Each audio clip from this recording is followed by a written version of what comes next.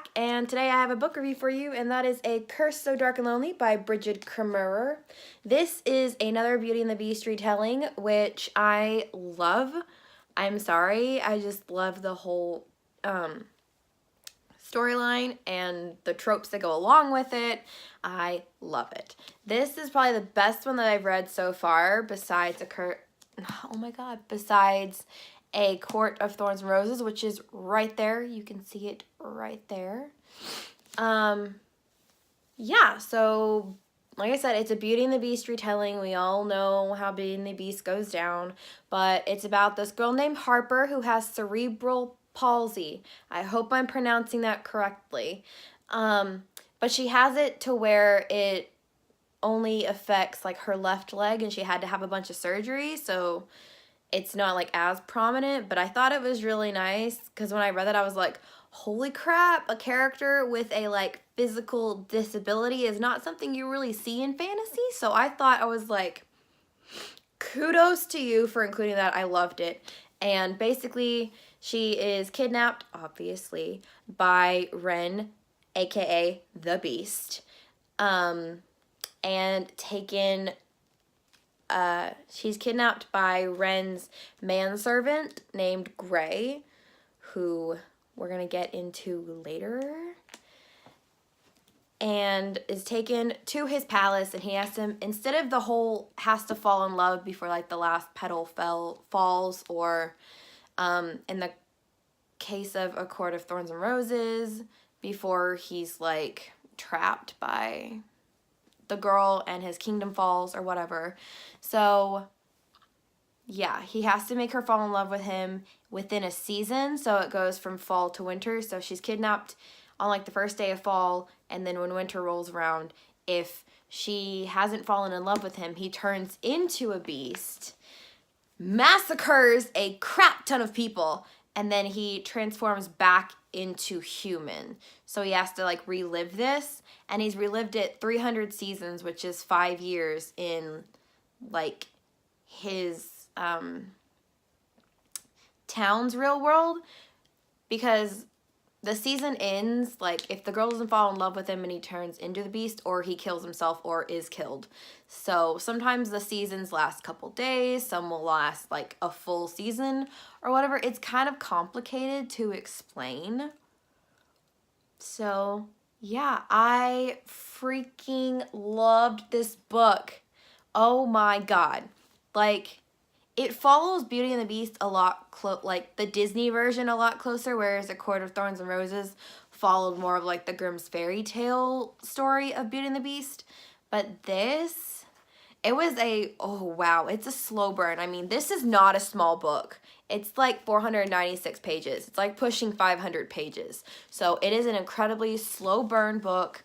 I love slow burns. Like the whole time, like at the same time, I kind of hate them because I'm like, oh my god, can you just kiss and get together already because I'm dying here? But that's kind of what makes me love them so much. And I just love the relationships. I love the relationships between Harper and Ren, because they're like the whole time they're like building trust, and it's just, oh, it's beautiful. And I love Harper's relationship with Gray, which is Ren's manservant, who is the one who kidnaps the girls and brings them to like fantasy world, fairy world. I don't know. It's never explicitly stated, but where this takes place, I think it's Emberfall. I believe it's Emberfall or Emberfell. I was close. Emberfall's another book, isn't it?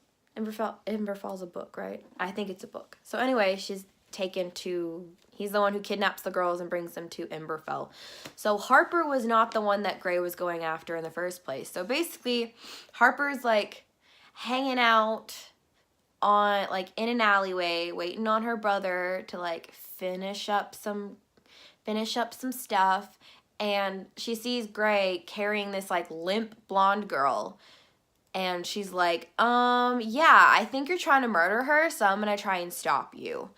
Harper's development in this whole book is just amazing. I mean, Bridget Kermer knows how to write character development, because Harper goes from like this scared little girl who's been told her whole life, no, you can't do that, no, you're not capable of that, and by the end she's like bossing her brother around, be like, you say I can't do this, I'ma show you I can do this.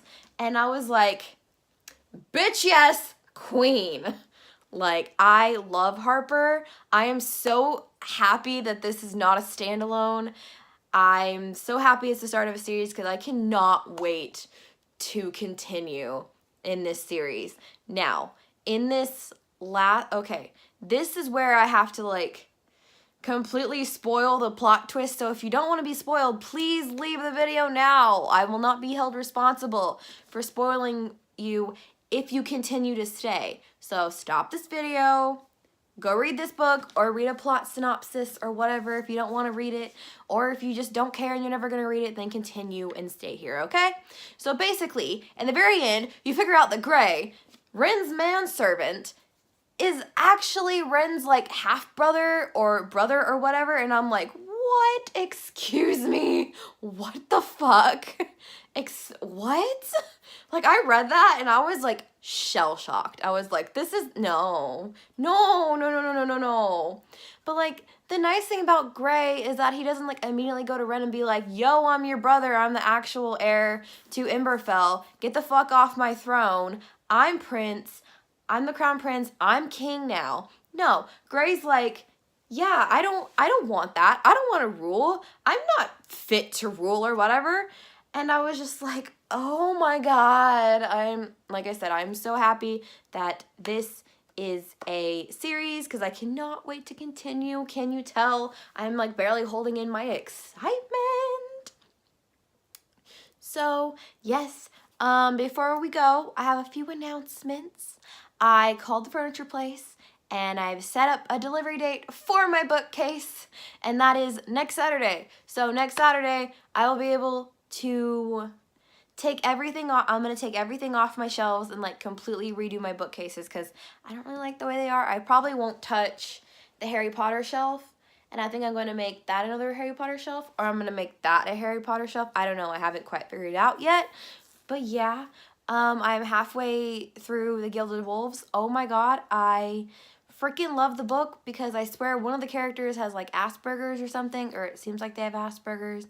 One of them seems like they're like on the autism spectrum. Like half of them are biracial. One of them's from India. And I'm like, it's just amazing. And remember how I said I was going to tack the Grim Lovelies onto my TBR? Well, I forgot that I still have to read Girls of Paper and Fire. So I have how many days? I have like 10 days to finish 2 books and maybe read a whole other book, because Grim Lovelies doesn't look that big. So yeah, this just this is probably going to make like my top 10 favorite books of this year. I'm so happy. I'm not happy that we have to wait a year until the second one, because I was on Goodreads and it said that there's going to be a sequel, but then there's going to be a companion novel also, which could be interesting. So yeah, that's all I have for you guys today. I will talk to you guys later, and bye.